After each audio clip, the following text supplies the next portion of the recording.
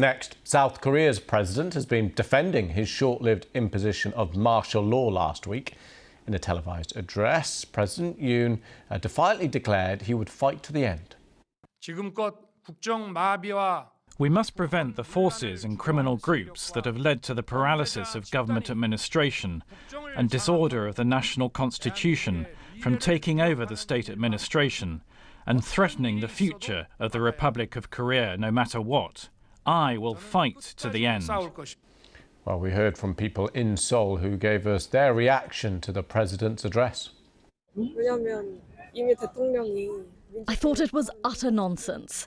The president has already taken actions against democracy, and while the public strongly opposes this nationwide, he ignores this, blames the opposition party, and even involves other people. I think this is unacceptable, and it's close to a dictatorship that demolishes the foundations of our democracy.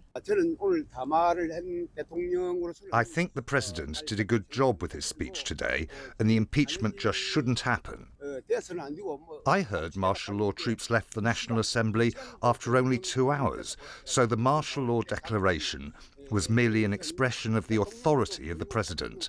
The Democratic Party, which is currently holding the country back, is a real issue.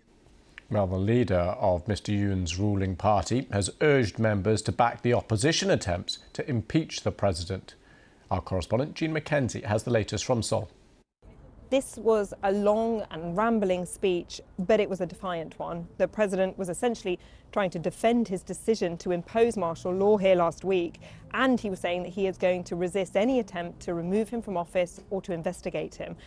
And he repeated all the same arguments he made last week when he imposed martial law.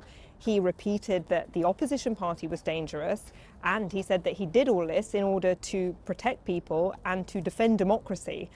Now, this scuppers the president's party's plans because so far they have stood by him. They had really been hoping they could convince him to resign early, that they wouldn't have to force him from office. But this morning, the party leader, Han Dong-hoon, has come out and said that it is clear that is not going to happen. The president is not going to leave on his own. And so he has urged MPs to vote to impeach him when they get another chance in the coming days. He said that the president has to be suspended from his duties immediately. But even if this happens, it's clear now the president is not going to go without a fight.